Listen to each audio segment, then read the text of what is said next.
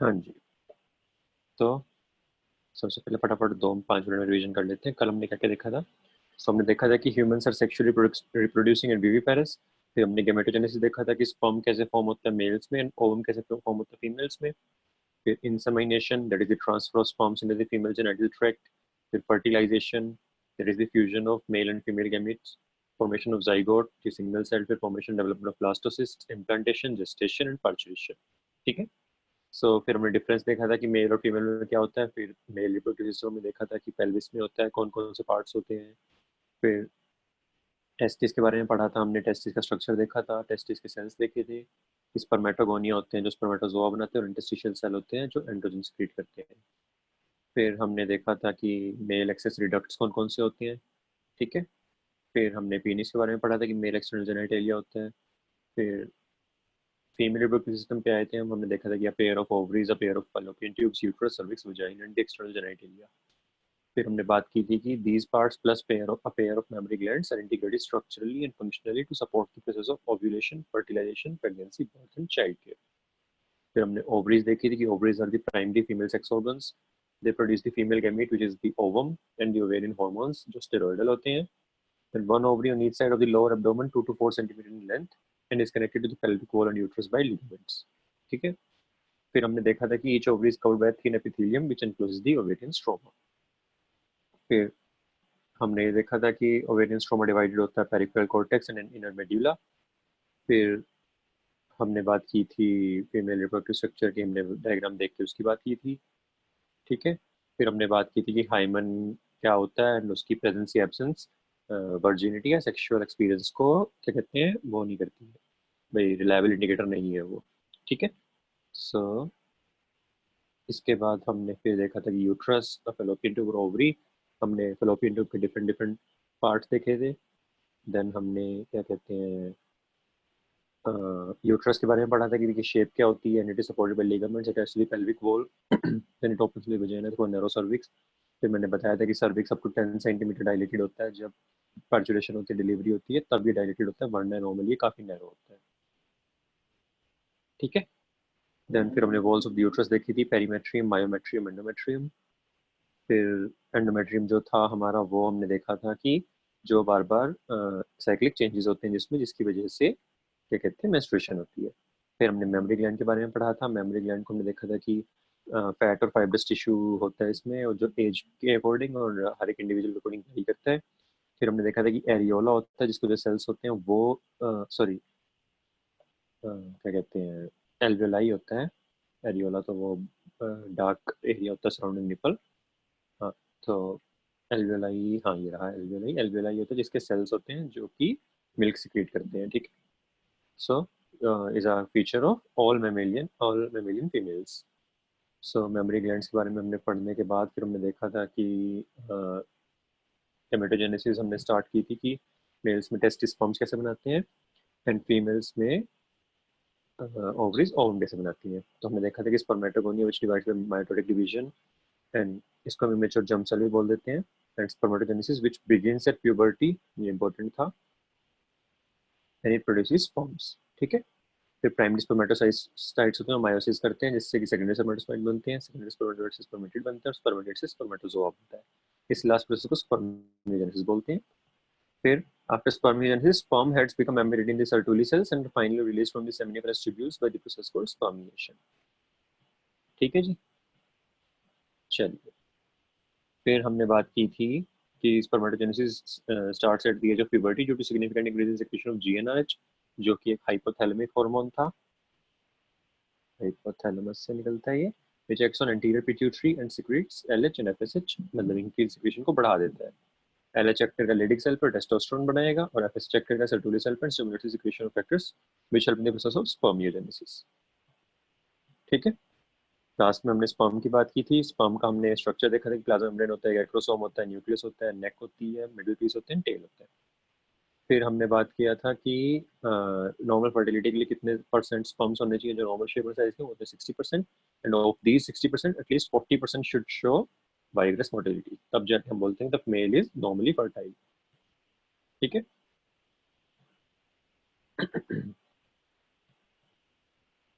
चलिए, फिर हमने सेमिनिफरस ट्यूब्यूल्स देखे थे जो स्पम्स बनाएंगे, स्पम्स, और जो हमारी ये एक्सेसरी डक्ट्स है और जो हमारे ग्लैंड्स हैं ये कुछ सिक्रीट करते हैं जो इंक्लूड जो together with sperm forms the semen. उसके main volume semen with the cycle से आती है and the function of male accessory ducts and glands is maintained by androgens. ठीक है, फिर हमने oogenesis देखा था कि स्टार्ट कब होता है, ये starts during embryonic developmental stage. फिर हमने देखा था कि कितने कपल ऑफ मिलियन गैमेट्स होते हैं जो मदर के टाइम पे ही जो सॉरी क्या कहते हैं एम्ब्रियोनिक स्टेज में ही चाइल्ड में आ जाते हैं। नो मोर ओवेनिया आर फॉर्म्ड और एडिड आफ्टर बर्थ। फिर हमने देखा था कि each oogonia starts dividing and it enters prophase 1 where it is temporarily arrested। ठीक है, फिर हमने primary follicle, secondary follicle, tertiary follicle और ग्राफिन फॉलिकल की बात की थी। ठीक है, फिर Graafian follicle ruptures to release the secondary oocyte ovum from the ovary by the process called ovulation। ये हमने स्ट्रक्चर देखा था, मैंने आपको बताया था कि हम इसको टीवीएस यानी कि ट्रांस वजाइनल सोनोग्राफी में देख सकते हैं। फिर हमने दोनों एक साथ हमने कंपेयर किए थे कि ये प्यूबर्टी में स्टार्ट होता है और ये कब स्टार्ट होता है और ये ख़त्म कब होता है। ठीक है, फिर हमने मेंस्ट्रुअल साइकिल की बात की थी कि menstruation is repeated on an average of 28 to 29 days. First day होता है, the first day of menstruation is taken as the first day of the cycle. फिर हमने ओव्यूलेशन देखा था कि मिड साइकिल पे यानी कि डे 14 के अराउंड ओव्यूलेशन होती है ड्यू टू एलएच सर्ज। और हमने बाकी हार्मोन्स की बात की थी, एफएसएच, ईस्ट्रोजन, प्रोजेस्टेरोन की, कि प्रोजेस्टेरोन की पीक लेट आती है क्योंकि कॉर्पस ल्यूटियम प्रोजेस्टेरोन को सेक्रेट करता है। फिर हमने फर्टिलाइजेशन देखा था कि कैसे फर्टिलाइजेशन के क्या जरूरी है कि if the ovum and sperms are transported simultaneously into the ampullary region of the fallopian tube, only then can fertilization occur। ठीक है, फिर हमने देखा था कि जो एक्रोसोम की सिक्रेशंस होती हैं which help the sperm enter the cytoplasm of the ovum through the zona pellucida and the plasma membrane। फिर हमने देखा था कि जैसे ही स्पर्म से कांटेक्ट में आता है एक रिएक्शन होती है जिसकी वजह से बाकी स्पर्म्स की क्या कहते हैं एंट्री रुक जाती है और इस एंट्री की तरह के साथ ही जो सेकेंडरी oocyte की मायोटिक डिवीजन थी वो ट्रिगर हो जाती है और उसकी वजह से सेकंड पोलर बॉडी बनती है और हैप्लॉइड ओवम बनता है। फिर ये दोनों फ्यूज कर जाते हैं and they form a diploid zygote. ठीक है, और फिर मैंने बताया कि सेक्स ऑफ द बेबी कैसे मेल डिटरमाइन करता है, फीमेल का उसमें कुछ लेना देना नहीं होता क्योंकि फीमेल के सारे ओवा एक्स क्रोमोसोम कंसिस्ट करते हैं जबकि मेल्स में या तो एक्स हो सकता है वाई हो सकता है, 50% चांस होता है। चलिए अब करते हैं हम आज का टॉपिक शुरू। जाइगोट बन गया। जाइगोट हमें पता है कि डिप्लॉयड सेल है, यूनिसेलुलर स्ट्रक्चर है जिससे कि सारे लिविंग बींग्स बनते हैं।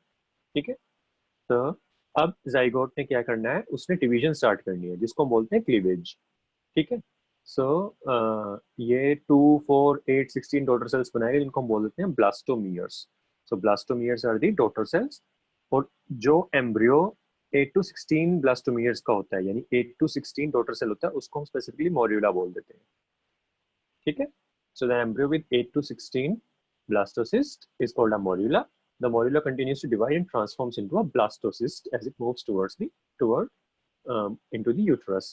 क्योंकि ध्यान दिया हो आपने, मैंने बताया था फर्टिलाइजेशन कहाँ पे होगी, फर्टिलाइजेशन होगी एम्प्यूला में, है ना। सो एम्प्यूला के बाद, एम्प्यूला कहाँ है हमारा, सो ये हमारा एम्प्यूला है, यहाँ पे फर्टिलाइजेशन हुई। अब साथ के साथ ही इसकी फर्दर ट्रांस मूवमेंट होती रहती है। जो हमारा एम्ब्रियो है अल्टीमेटली उसको यूट्रस में जाना है ना, यूट्रस में जो यूट्राइन कैविटी है यहाँ पे जाके उसको इम्प्लांट होना है। तो इस ये जो मूवमेंट है ये अलग अलग स्टेज पे अलग अलग जगह पे होता है। जो मोड्यूलर स्टेज है, जो ब्लास्टोसिस्ट है, वो फेलोपियन ट्यूब में ही होती है। ठीक है, ये साथ के साथ मूव कर रहा होता है। चलो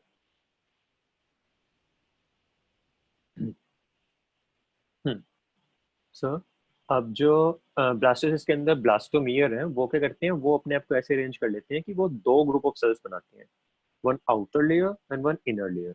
The outer layer is known as the trophoblast and the inner layer is called as the inner cell mass। और ये जो inner cell mass होता है ये ही एम्ब्रियो बनाता है, इसी से ही पूरा फीटस बनेगा। ठीक है, इसी से ही पूरा बेबी बनेगा जो इनर सेल मास है। और जो आउटर लेयर है ट्रोफोब्लास्ट, वो क्या करता है, वो एंडोमेट्रियम से अटैच हो जाता है। ठीक है, so after attachment the uterine cells divide rapidly and covers the blastocyst। As a result, the blastocyst becomes embedded in the endometrium of the uterus। This is called implantation। ठीक है, so implantation क्या है, जो हमारा blastocyst है वो embed हो जाएगा जब एंडोमेट्रियम में, उसको इम्प्लांटेशन बोल देते हैं। ठीक है, अब बात करते हैं हम प्रेगनेंसी एंड एम्ब्रियोनिक डेवलपमेंट की। पर पहले आप ये देख लो डायग्राम कि कैसे क्या कहते हैं, ओवरी से एग निकला, मतलब ओवम रिलीज हुआ और फिर स्पर्म्स पहुंचे। एक स्पर्म ने यहाँ पे फर्टिलाइज किया इसको, ये देखिए, एक स्पर्म ने फर्टिलाइज किया और फिर ये 2 सेल स्टेज है, 4 सेल स्टेज है, ये 8 सेल स्टेज है। ये स्टेज आगे प्रोग्रेसिवली जाती जा रही है और यूट्राइन कैविटी में यहाँ जाके ये क्या बोलते हैं, एम्बेड हो जाएगी, जिसको हम बोल देते हैं इम्प्लांटेशन। ठीक है, चलिए अब बात करते हैं प्रेगनेंसी एंड एम्ब्रियोनिक डेवलपमेंट की। सो आफ्टर इम्प्लांटेशन क्या होगा, कुछ चीज होती हैं जिनको हम बोलते हैं कोरियानिक कोरियोनिक बिलाई। वो क्या होते हैं, फिंगर लाइक प्रोजेक्शंस होते हैं। ठीक है, जो कहाँ पे आएंगे, ट्रोफोब्लास्ट पे अपीयर करेंगे, जिनको हम बोलते हैं कोरियोनिक बिलाई। एंड वो क्या करेंगे, उनके सराउंडिंग क्या होगा, यूटेराइन टिश्यू और मैटरनल ब्लड होगा। कि कोरियोनिक बिलाई के सराउंडिंग मैटरनल ब्लड होगा। ये बात ध्यान देनी है कि ह्यूमंस में maternal blood and foetal blood ये मिक्स नहीं होते। कुछ एनिमल्स में होते हैं, ह्यूमंस में ये नहीं होते। तभी आपको याद होगा कि जब मैंने ब्लड क्या कहते हैं, ब्लड सेल्स पढ़ाए थे, जब मैंने ब्लड वाला चैप्टर प्राइमरी सर्कुलेशन पढ़ाया था, तब मैंने बताया था कि RH इनकम्पेटिबिलिटी में क्या हो सकता है। बट मैंने वहां पे बोला था कि वो फर्स्ट प्रेगनेंसी में नहीं होता, क्योंकि जो दोनों के ब्लड होते हैं दे आर वेल सेपरेटेड। लेकिन जब डिलीवरी के टाइम पे थोड़ा बहुत फीटल ब्लड मैटरनल सर्कुलेशन में चला जाए तब प्रॉब्लम हो सकती है। ठीक है, सो ह्यूमंस में अगर कोई पूछे तो maternal blood and foetal blood are well separated. ठीक है, so the chorionic villi and uterine tissue becomes interdigitated with each other and jointly form a structural and functional unit between the fetus and the maternal body. इसको क्या बोलते हैं, placenta बोलते हैं। सो एक picture diagram दिखा देता हूँ आपको। ये हमारा एम्ब्रियो है, ये हमारा प्लेसेंटा है, और जो एम्ब्रियो को प्लेसेंटा से क्या कहते हैं ज्वाइन करता है उसको हम अम्बिलिकल कॉर्ड बोलते हैं। ड्यूरिंग डिलीवरी, जब आप डिलीवरी देखोगे किसी बच्चे की, तो सबसे पहले जो फीटस है वो बाहर आता है, पहले बच्चा बाहर आता है, फिर उसकी अम्बिलिकल कॉर्ड को हम धीरे धीरे करके खींचते हैं तो फिर प्लेसेंटा बाहर आ जाता है। ठीक है, दोनों के डिलीवरी के बीच में थोड़ा सा टाइम होता है। तो अगर वो टाइम थोड़ा ज्यादा बढ़ जाए या प्लेसेंटा की इतना ज्यादा रिचली ब्लड सप्लाई होती है इसकी, अगर प्लेसेंटा यूट्रस में रह जाए तो बहुत ज्यादा ब्लीडिंग होने लगती है। ठीक है, सो प्लेसेंटा क्या है, प्लेसेंटा जितनी भी fetus की, जितनी भी बेबी की रिक्वायरमेंट्स हैं, चाहे उसकी ब्लड रिक्वायरमेंट है या फिर उसकी ऑक्सीजन रिक्वायरमेंट है या उसके न्यूट्रिएंट्स हैं या उसका जो एक्सक्रीटेड प्रोडक्ट्स हैं या कार्बन डाइऑक्साइड है, इस सब को कौन करेगा, इस सब की सप्लाई या इस सब की एक्सक्रीशन प्लेसेंटा के थ्रू होगी। ठीक है, the placenta is connected to the embryo through an umbilical cord which helps in the transport of substances to and from the embryo. ठीक है, अब जो प्लेसेंटा है ये क्या करता है, ये एक एंडोक्राइन टिश्यू की तरह भी एक्ट करता है और ये टेक ओवर कर लेता है कुछ ऑर्गन्स के फंक्शंस को। जैसे मैंने बताया था कि प्रेग्नेंट यूट्रस में कॉर्पस ल्यूटियम है, वो सिक्रीट करता है प्रोजेस्टेरोन को। बट मैंने बोला था कि वो इनिशियल पार्ट में ही करता है, बाद में क्या होगा कि प्लेसेंटा उस फंक्शन को टेक ओवर कर लेगा। ये रहा कि प्रोजेस्टेरोन भी प्लेसेंटा ही सिक्रीट करने लगेगा। उसके अलावा कौन कौन से होते हैं, उसके अलावा कुछ हार्मोन्स होते हैं, human chorionic gonadotropin HCG, human placental lactogen HPL, oestrogens and progesterones. आप में से कुछ लोग कंफ्यूज हो रहे होंगे कि ईस्ट्रोजेंस या प्रोजेस्टेरोन्स क्यों लिखा है। ऐसा इसलिए क्योंकि ये ग्रुप ऑफ हार्मोन्स हैं। जैसे ईस्ट्रोजन E1 भी हो सकता है, ईस्ट्रोजन E2 होता है, ईस्ट्रोजन E3 होते हैं। जैसे E2 को हम बोलते हैं ईस्ट्राडायोल। ये है जो सबसे ज्यादा क्वांटिटी में होता है, सबसे इफेक्टिव जो ईस्ट्रोजन है बॉडी में। ठीक है, तो बाकी सारे ईस्ट्रोजन को मिलाकर हम ईस्ट्रोजन बोल देते हैं। जैसे प्रोजेस्टेरोन में मल्टीपल टाइप्स होते हैं, तो उनको मिलाकर हम प्रोजेस्टेरोन बोल देते हैं। ठीक है, या फिर उनको हम प्रोजेस्टोजेंस बोलते हैं। Progesterone is a type of progestogen, ये मैंने गलत लिखा है, प्रोजेस्टोजेंस। ठीक है, तो प्रोजेस्टोजेंस होते हैं प्रोजेस्टेरोन लाइक हॉर्मोन्स। जैसे कि हम आगे उसमें भी पढ़ेंगे, क्या बोलते हैं, आज जो अगला चैप्टर है ह्यूमन हेल्थ रिप्रोडक्टिव हेल्थ में, तो उसमें प्रोजेस्टोजेंस आएंगे। ठीक है, एक चीज क्या याद रखनी है आपको कि जो HCG है, ये है वो हार्मोन जो प्रेगनेंसी किट्स होती हैं, जो यूरिन प्रेगनेंसी किट्स, ये इस हार्मोन को देखती हैं। अगर ये हार्मोन यूरिन में प्रेजेंट है तो मतलब कि प्रेग्नेंट है फीमेल, और अगर नहीं है तो एब्सेंट है। ठीक, तो जो प्रेगनेंसी किट होती है उसमें क्या होगा, ऐसे एक सेंटर में यहाँ से यूरिन के ड्रॉप डालते हैं और फिर वो यूरिन ऐसे आगे ट्रेवल करता है। तो अगर यहाँ पे एक सिंगल रेड लाइन आ रही है तो उसका मतलब नॉट प्रेग्नेंट, और डबल लाइन आ रही है तो उसका मतलब प्रेग्नेंट।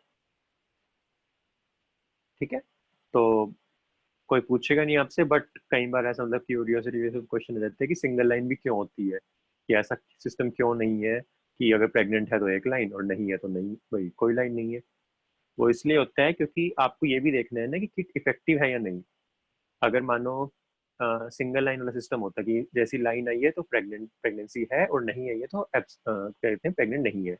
बट सोचो कि एक किट एक्सपायर कर गई, किट खराब हो गई और उसकी वजह से लाइन नहीं आ रही, तो फीमेल सोचेगी वो प्रेग्नेंट नहीं है, बट चांसेस है ना कि वो प्रेग्नेंट हो।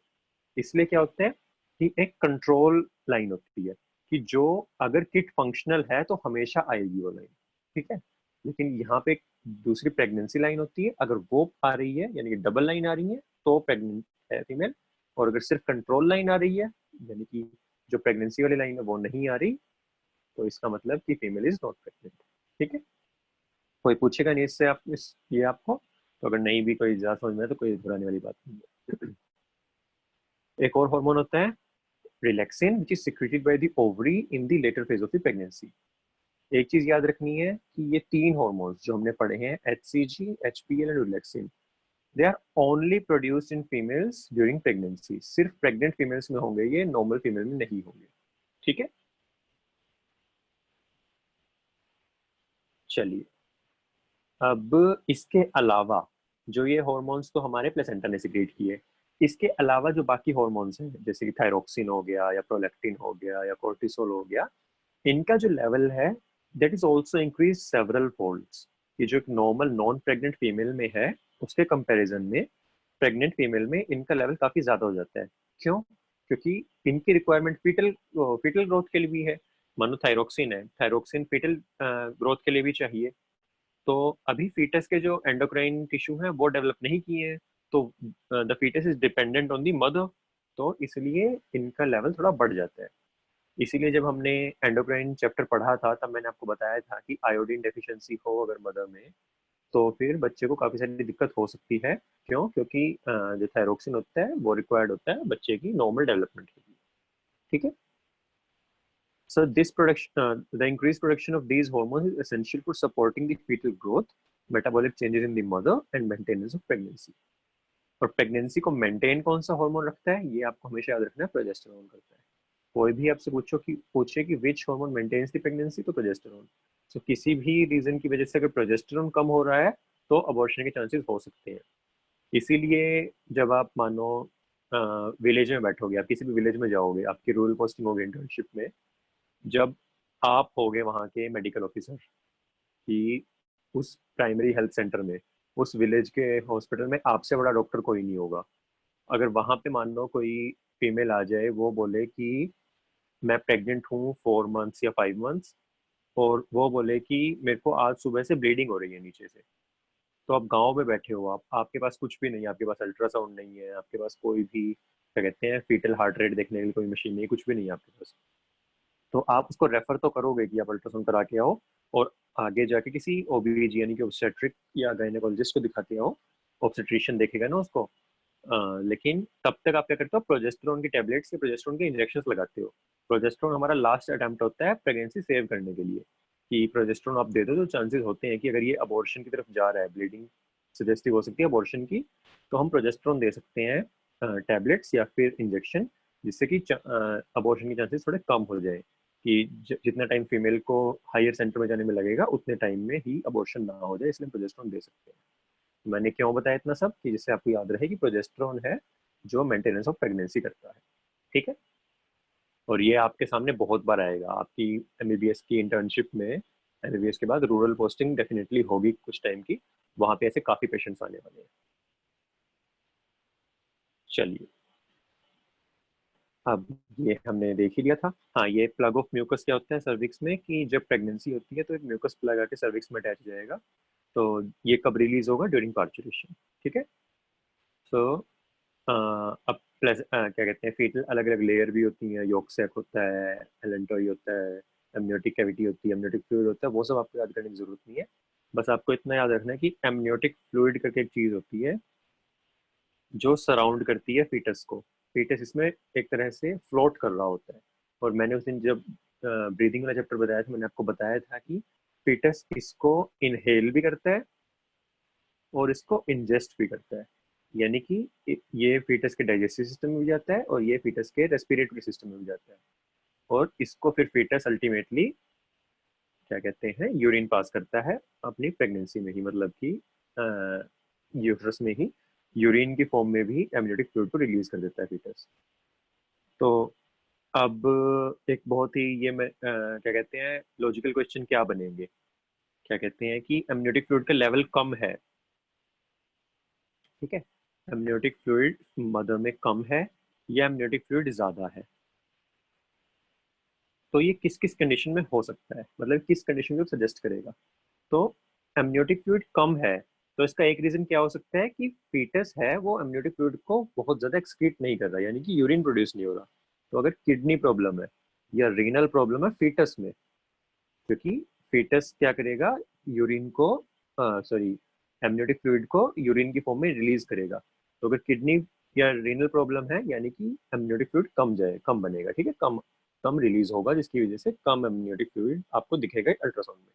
और एमनियोटिक फ्लूइड ज्यादा है, इसका एक रीजन क्या हो सकता है कि फीटस इसको इनहेल नहीं कर पा रहा या इसको इंजेस्ट नहीं कर पा रहा। तो अगर जीआई यानी कि गैस्ट्रोइंटेस्टाइनल कोई दिक्कत है, मानो कि ट्रेक जो ईसोफेगस है वो ब्लाइंड है, कि ईसोफेगस की जो ये स्टमक वाला एंड है ये बंद है, तो क्या होगा कि फीटस इसको इंजेस्ट नहीं कर पाएगा, तो जो भी एमनियोटिक फ्लूइड बनता जा रहा है वो बाहर इकट्ठा होता रहेगा, वो काफी ज्यादा बढ़ जाएगा, ठीक है।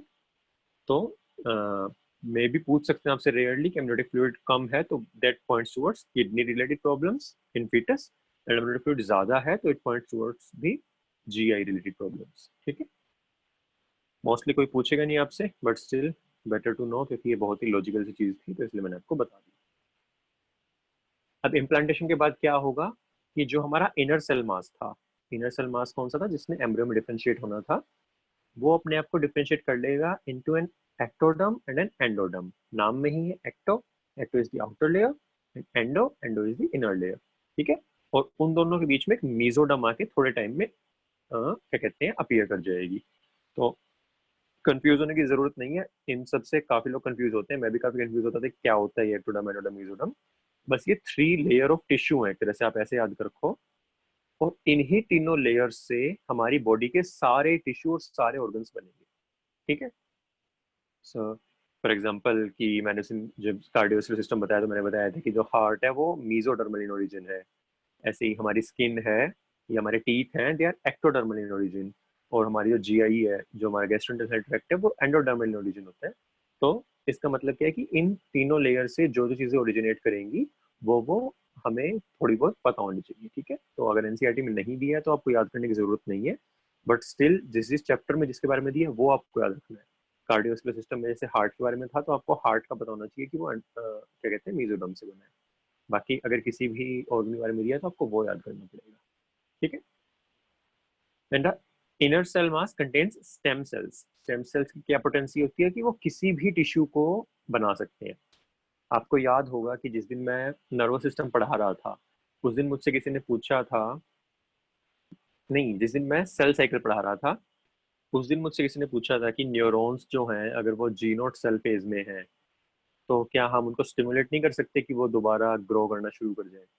तो एक तो वो टॉपिक था जिसपे हम काफी रिसर्च चल रही है।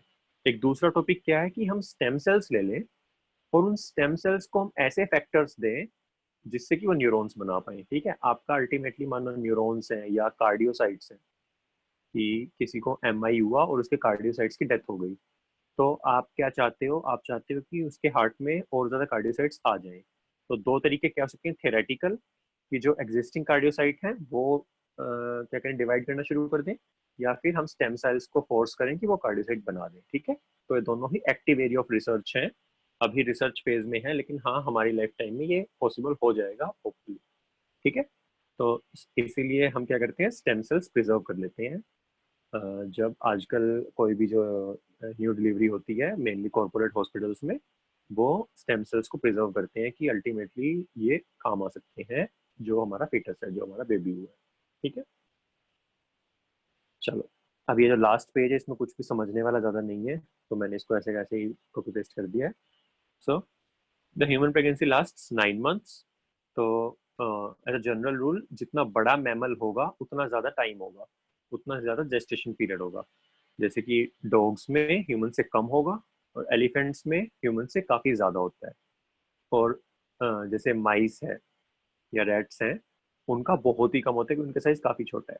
तो जनरल रूल जितना बड़ा मैमल उतना ही ज़्यादा जेस्टेशन पीरियड। ठीक है। अब क्या कहते हैं, एक क्वेश्चन आपके किसी किसी के माइंड में जरूर आया होगा जिसने भी डिस्कवरी एनर्जी देखा है बचपन में, कि एनिमल्स जब भी बर्थ देते हैं तो उनके यंग वंस होते हैं, वो कुछ ही घंटों में, with in a few hours वो चलने लग जाते हैं। जबकि जो ह्यूमंस के हैं, हमारे बेबीज होते हैं, उनको चलने में 1 साल 1.5 साल इतना लग जाता है। ऐसा क्यों होता है?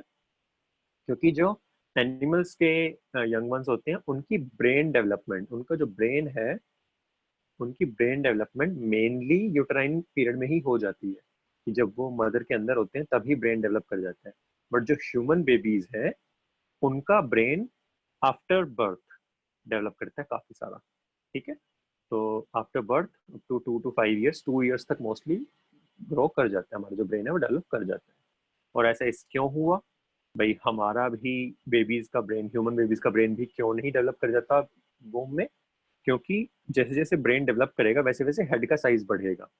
तो अगर ये इतना ज्यादा डेवलप कर जाएगा तो फिर जितना बड़ा हेड है उसको सर्वाइकल कैनाल से, उसको हमारे क्या कहते हैं जो बर्थ कैनाल होती है वहां से निकालना मुश्किल होता जाएगा। इसलिए ह्यूमंस में एक यूनिक चीज है, ह्यूमंस में और कुछ प्राइमेट्स में, कि ब्रेन डेवलपमेंट थोड़ा कम ही रख के जल्दी डिलीवर कर देते हैं जिससे डिलीवरी के टाइम कोई दिक्कत ना हो। और फिर हम बाद में बच्चों को नरिश करते हैं जिससे कि उनका ब्रेन डेवलपमेंट प्रॉपर हो। ये बाकी मेमल्स में नहीं होता, बाकी मेमल्स में मोस्टली ब्रेन डेवलप करके ही आता है पूरा। ठीक है। सो एक कॉस्ट है, एवोल्यूशनरी कॉस्ट है ये बिग ब्रेन्स का, यानी कि इंटेलिजेंट होने का एक वो है। ह्यूमन इंटेलिजेंट एनिमल्स के तो एक ये ड्रॉ है।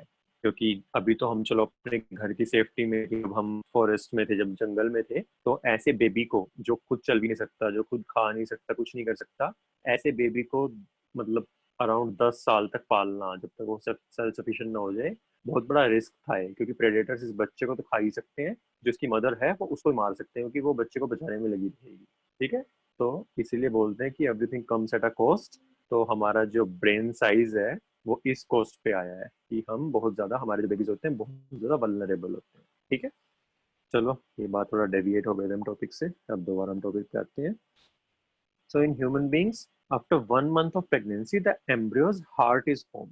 सो फर्स्ट साइन क्या होता है, हम क्या देख सकते हैं कि अगर हम स्टेथोस्कोप लगाएंगे तो हम हार्ट साउंड सुन सकते हैं। बट कहने की बात होती है ये, फर्स्ट साइन तो छोड़ो, जब आप 9 months प्रेग्नेंट लेडी का के ऊपर भी स्टेथोस्कोप लगाओगे ना, आपको इतना ज्यादा मुश्किल होगा उसका हार्ट साउंड सुनना। क्योंकि एक तो बेबी का हार्ट बहुत मतलब क्या कहते हैं, बहुत साउंड सी कम आती है और उसकी स्पेस बहुत ज्यादा होती है। Up to 160 beats per minute पे बीट कर रहा होता है वो। तो बहुत मुश्किल है वो सुनना, बस एनसीईआरटी ने लिख दिया कि ये कर सकते हैं। ठीक है। So by the end of second month of pregnancy the fetus develops limbs and digits.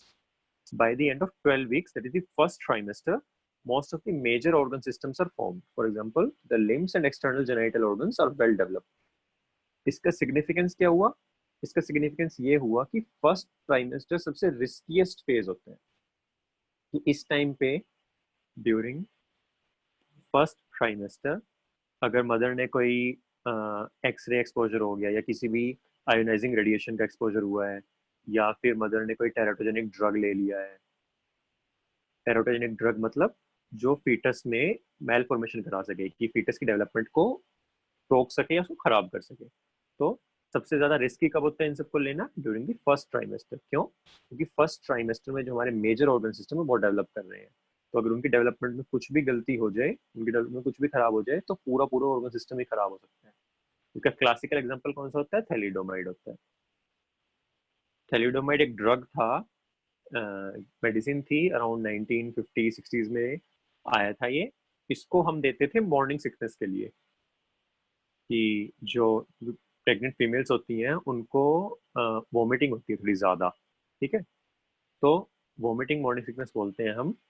तो उसके लिए हमने थैलिडोमाइड देना शुरू किया। लेकिन हमने कुछ टाइम बाद क्या देखा कि जो बच्चे पैदा हो रहे थे उनमें से काफी बच्चों की लॉन्ग बोन्स थी, जो जो उनके लिम्स थे वो डिफॉर्म्ड थे, कि उनकी लॉन्ग बोन्स बन ही नहीं रही थी। ठीक है, इसको बोलते हैं बोन हाइपोप्लेशिया।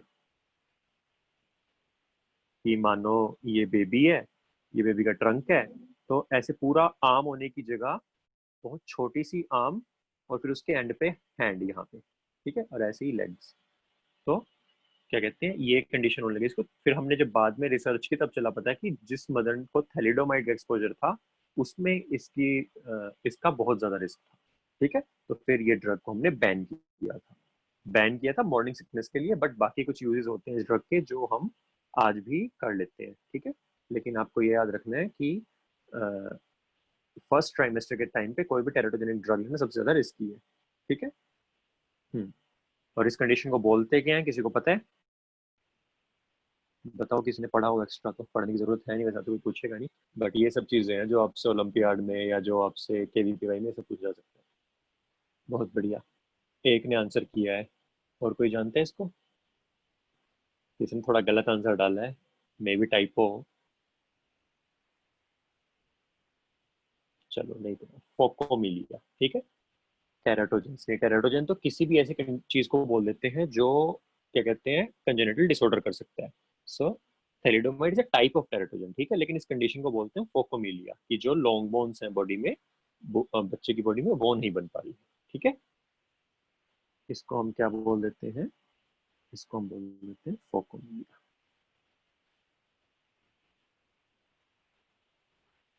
चलिए, अब जो फीटस की मूवमेंट होती है, कि आपने 3 इडियट्स में देखा हो ना, ऑल इज वेल बोलता है और बच्चा लात मारता है। वैसे सच में होता है, मतलब ऑल इज वेल बोलने से लात नहीं मारता, बच्चा सच में किक करता है पेट में। जो मदर को फिट जो मूवमेंट है वो परसीव होती है, वो कब शुरू होती है? 5th मंथ में शुरू होती है। मोस्टली जो प्राइमी ग्रेविडा है, यानी कि किसी फीमेल का पहला बच्चा है, पहली प्रेगनेंसी है, तो उसको ये थोड़ा लेट भी फील हो सकता है, उसको थोड़ा पता ही नहीं चलेगा कि ये जो मूवमेंट हो रही है बच्चे की है। लेकिन जो मल्टी ग्रेविड होती है, मल्टीपल प्रेग्नेंट फीमेल जो बार बार प्रेग्नेंट हो चुकी है, दूसरी बार या तीसरी बार हो रही है, उसको बड़ी जल्दी बता देता है। 5th मंथ में उसको चल जाएगा पता कि फीटस ने हिलना शुरू कर दिया है। और ये काफी अच्छा साइन होता है फीटल वेलबींग का, कि अगर फीटस है वो दिन में काफी अच्छे से घूम रहा है, मतलब इसको हम हिंदी में बोल लेते हैं जब पेशेंट पूछते हैं कि बच्चा घूम रहा है या नहीं, यानी कि फीटस मूव कर रहा है या नहीं। तो अगर फीटस अच्छे से मूव कर रहा है तो इसका मतलब है कि वेलबींग अच्छी है। और अगर सडनली फीटस ने घूमना बंद कर दिया, फीटस ने मूव करना बंद कर दिया, तो दैट इज अ साइन कि कुछ डिस्ट्रेस हो रहा है, कि या तो ब्लड पहुंचना बंद हो गया, या फिर कोई भी दिक्कत हो रही है, तो दैट इज एन इमरजेंसी। ठीक है, तो फीटस की movement is a sign of well-being. Now, by the end of about 24 weeks, the end of second trimester, वैसे second trimester 28 weeks तक होता है, बट इन्होंने ऐसा पता नहीं क्यों लिखा है 24 weeks end of second trimester। Trimester wise बता देता हूँ आपको। 1 to 12 weeks is first trimester, 13 to 28 is second trimester, और 29 to 40 is third trimester। कुछ लोग बोलेंगे 38 वीक्स की होती है प्रेगनेंसी, तो आपने 40 क्यों लिखा है? वो इसलिए कि जो फर्स्ट वीक है, ये हम जो फर्स्ट डे ऑफ प्रेगनेंसी बोलते हैं वो हम लेते हैं LMP, यानी कि लास्ट मेंस्ट्रुअल पीरियड। कि जो फीमेल है उसका लास्ट मेंस्ट्रुएशन पीरियड का फर्स्ट डे कौन सा था, हम उसको first day of pregnancy count करते हैं। ऑल्दो उस टाइम पे प्रेगनेंसी नहीं हुई है, मान लो ये डे 1 है, डे 14 है, और ये डे 29 होता है, लास्ट डे है जो। तो जो फर्टिलाइजेशन होगी वो डे 14 के अराउंड होगी, तो टेक्निकली हमें इसे लेना चाहिए फर्स्ट डे ऑफ प्रेगनेंसी, होगी फर्टिलाइजेशन यहाँ पे हुई है। बट स्टिल हम इसको लेते हैं, क्यों? क्योंकि ये बहुत इजी है, ये सब फीमेल्स को पता होता है कि उनका फर्स्ट डे ऑफ पीरियड कब आया, उनका फर्स्ट डे मेंस्ट्रुअल पीरियड कब था, मेंस्ट्रुएशन कब थी। लेकिन ओव्यूलेशन बहुत रेयर है, मतलब बहुत ही ज्यादा मुश्किल है पता लगाना, इसलिए हम इसको लेते हैं first day of pregnancy, even though यहाँ पे कोई प्रेगनेंसी नहीं हुई है। ठीक। सो जब 40 वीक्स बोलते हैं हमारा जेस्टेशन पीरियड, वो यहाँ से काउंट करते हैं। ठीक है, चलिए। हाँ, so by the end of about 24 weeks, the end of second trimester, the body is covered with fine hair, eyelids separate, and eyelashes are formed. By the end of 9 months of pregnancy, the fetus is fully developed and is ready for delivery. ठीक है, और 9 months last करते हैं, मतलब कि 9 months के and में, यानी कि 10th मंथ में जाके मोस्टली डिलीवरी होती है। फिर बात होती है पार्चुरेशन एंड लैक्टेशन की। Sir, The average duration of human pregnancy is about 9 months, which is called the gestation period. अब vigorous contraction of the uterus at the end of pregnancy causes expulsion or delivery of the fetus. और ये कौन सा hormone बताता है करता है? ये हार्मोन करता है oxytocin. This process of delivery of the fetus is called parturition. Parturition is induced by a complex neuroendocrine mechanism. इसको इनिशिएट कौन करेगा? इसको इनिशिएट करेगा fully developed fetus. The signals for parturition originate from the fully developed fetus and the placenta, which induce mild uterine contraction called fetal ejection reflex.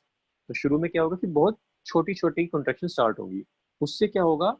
जैसे थोड़ी सी contraction start होगी तो जो मैटरनल पिट्यूटरी है, जो मैटरनल पोस्टीरियर पिट्यूटरी है, neurohypophysis है, वहां से ऑक्सीटोसिन रिलीज होने लगेगा. और ऑक्सीटोसिन आपको पता ही है कि ऑक्सीटोसिन क्या करेगा? स्मूथ मसल पे एक्ट करेगा तो यूट्रस की कॉन्ट्रैक्शन को बढ़ाएगा. तो जैसे ही और ज्यादा कॉन्ट्रैक्शन होगी तो और ऑक्सीटोसिन रिलीज होगा. तो एक ये पॉजिटिव फीडबैक साइकिल बन जाती है, जिससे ऑक्सीटोसिन रिलीज होता रहता है और कॉन्ट्रैक्शन बढ़ती रहती है और अल्टीमेटली डिलीवरी हो जाती है. ठीक है.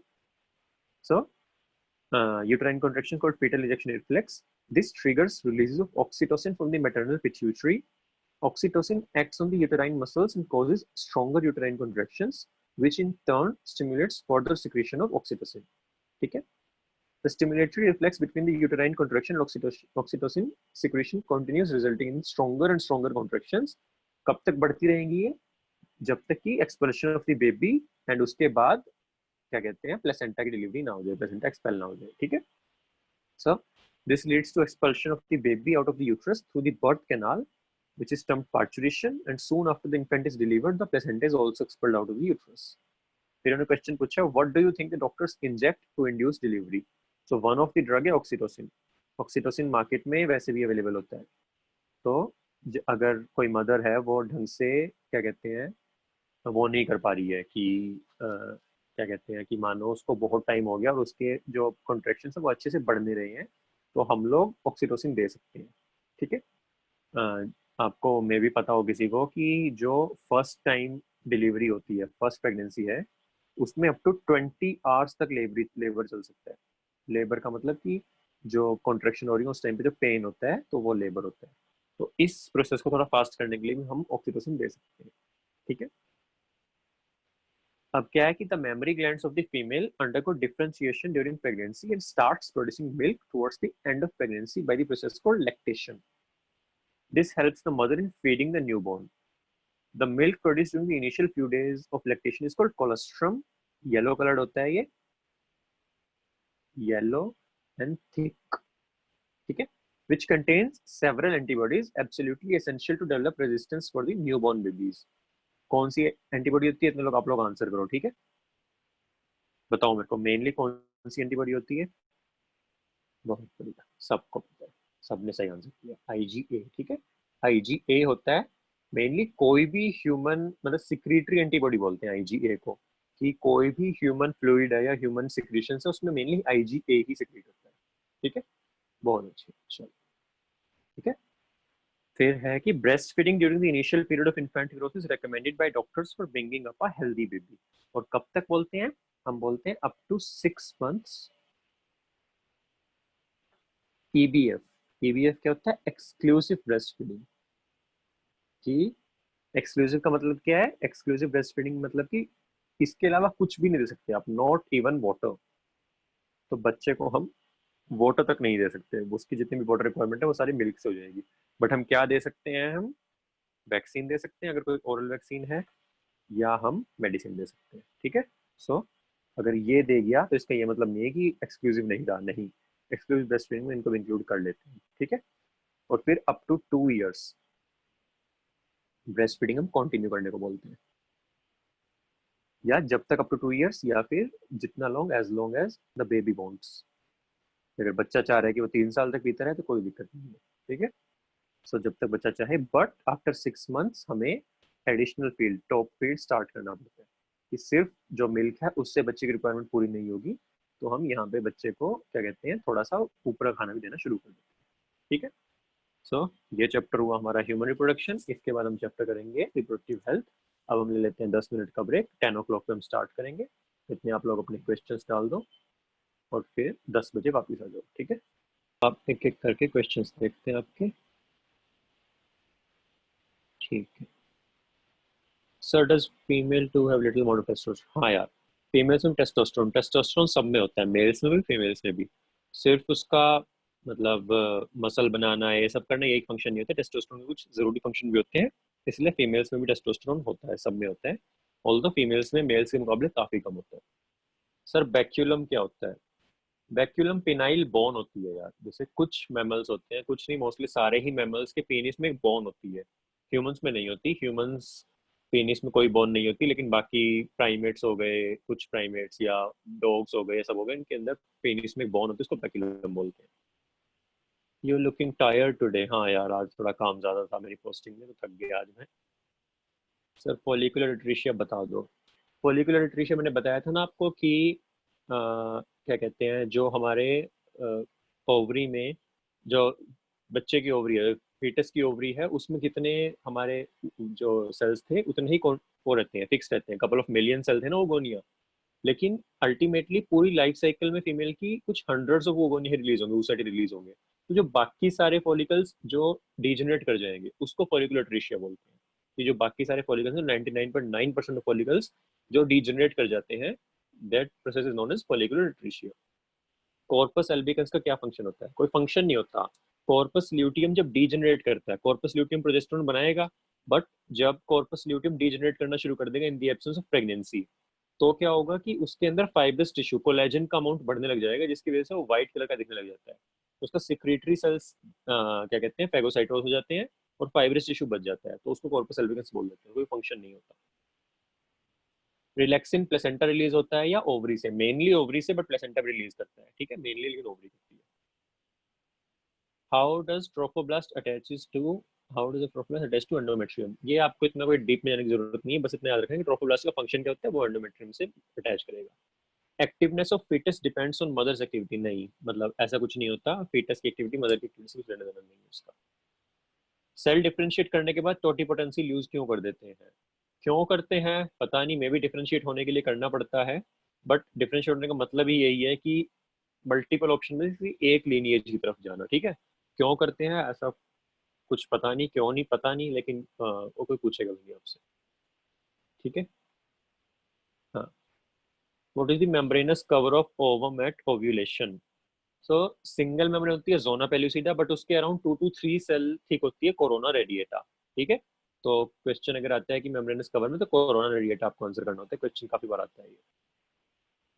सो you told that only 6 months breastfeeding should be done, but when water is not digestible to the baby, then how can medicine be digest? नहीं नहीं, डाइजेस्टेबल वाटर को पहली बात तो डाइजेस्ट नहीं करते हैं। डाइजेस्ट का मतलब क्या है कि मैक्रो मॉलिक्यूल को माइक्रो मॉलिक्यूल में तोड़ना, कि प्रोटीन को अमाइनो एसिड में तोड़ना, कार्बोहाइड्रेट को शुगर में तोड़ना। आप वाटर को डाइजेस्ट नहीं करते, आप वाटर को एब्जॉर्ब करते हो, ठीक है, पहली बात तो ये।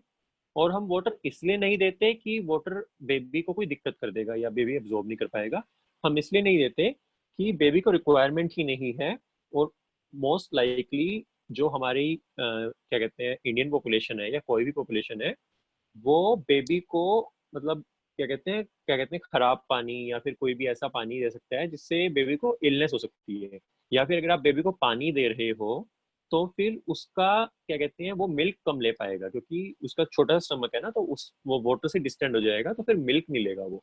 तो उसको जरूरत भी नहीं है, लेकिन अगर आप फोर्सफुली फीड करोगे तो फिर वो मिल्क फीड करना कम कर देगा, इसलिए नहीं देते हम। लेकिन डाइजेस्टिव सिस्टम बेबी का अच्छा होता है, क्योंकि मिल्क में सारे न्यूट्रिएंट्स होते हैं। मिल्क में प्रोटीन होता है, मिल्क में कार्ब्स होते हैं, मिल्क में शुगर होती है, मिल्क में फैट होता है, मिल्क में सब कुछ होता है, तो बेबी सब कुछ डाइजेस्ट करता है। डाइजेस्टिव सिस्टम में कोई दिक्कत नहीं है बेबी की। क्वेश्चन आ जाते हैं कभी कभी, मेरे को याद आ गया कि मिल्क में 3 चीजें क्या नहीं होती, ठीक है, इतने आप लोग आंसर करो, इतने बाकी क्वेश्चन देखता हूँ। 3 चीजें होती हैं मिल्क में नहीं होती, बताओ क्या नहीं होता? Sir sometimes milk of mother harmful to child and even causes death of child? ये कभी नहीं होता यार, ये कहाँ सुन लिया आपने? मदर का मिल्क कभी हार्मफुल नहीं होता। Even conditions like HIV, HIV में क्या होता है कि मैटरनल मिल्क से भी ट्रांसमिशन हो सकता है, बट स्टिल हम कहते हैं कि मदर को कि अगर आप सेफ प्रैक्टिस पे जो आउटसाइड मिल्क है, जो एक्सप्रेस मिल्क जो क्या कहते हैं मतलब बाहर का मिल्क होता है, अगर आप वो नहीं दे सकते तो आप ब्रेस्ट फीडिंग करा सकते हो, क्योंकि HIV का रिस्क बहुत कम होता है। बट जो मिल्क बाकी चीज़ों से प्रिवेंट करता है, डायरिया से प्रिवेंट करेगा और मतलब हजारों चीज़ें प्रिवेंट करता है, वो बेनिफिट काफी ज्यादा ऊपर होते हैं। तो ऐसा कभी नहीं होता कि milk of mother is harmful to child, नहीं। Tell about gastrula and blastula. मैं बताना नहीं चाह रहा था क्योंकि एनसीईआरटी में नहीं है, बट ये कुछ नहीं है, ये जाइगोट जैसे से एम्ब्रियो बन रहा है तो उसकी डिफरेंट डिफरेंट स्टेजेस हैं। ब्लास्टुला होती है single cell layer, up to 32 cells होता है गेस, जब तक 32 सेल्स हैं। फिर जब वो लेयर डिफ्रेंशिएट कर जाती है एक्टोडर्म एंडोडर्म में, तो वो गैस्ट्रुला बन जाता है, और लेट गैस्ट्रुला में क्या होगा कि मेसोडर्म दिया जाएगा। ठीक है, तो गैस्ट्रुला में लेयर्स ऑफ सेल्स होती है। बड़े होने के बाद मैरो में स्टेम सेल होते हैं क्या? हाँ, बड़े होने के बाद स्टेम सेल्स अडल्ट में सिर्फ बोन मैरो में मिलते हैं, और लेकिन वो वाले स्टेम सेल्स की थोड़ी पोटेंसी जो फीटल स्टेम सेल्स हैं, जो बच्चों के स्टेम सेल्स हैं, उससे थोड़ी कम होती है और काफी कम नंबर में होते हैं। सेकेंड मेयोसिस कब कंप्लीट होती है oogenesis में? जब स्पर्म एंटर करना शुरू करता है, जब क्या कहते हैं जोना पेलोसेरा से कॉन्टेक्ट करता है, तब ट्रिगर होती है second meiosis complete. Movement of ovum is either only ciliated और it is both ciliated and peristaltic. थोड़ा ट्रिकी क्वेश्चन है यार, क्योंकि पेरिस्टाल्सिस तो शो करता है फेलोपियन ट्यूब, ठीक है, पेरिस्टाल्सिस होती है, बट मोस्टली मूवमेंट सारी ही सीलिया की वजह से होती है। तो अगर ऐसे कोई क्वेश्चन आया है तो देखना पड़ेगा कि सही आंसर क्या है, तो आप मतलब इसको कहीं ढूंढ नहीं सकते, जो उन्होंने आंसर दिया आप उसको ही मार्क कर लो। मेनली तो सीलिया की वजह से ही होती है, बट क्या पेरिस्टाल्सिस की वजह से बिल्कुल भी नहीं होती, ये कह नहीं सकते। समटाइम्स टू और more than two child born, ये कैसे हो सकता है?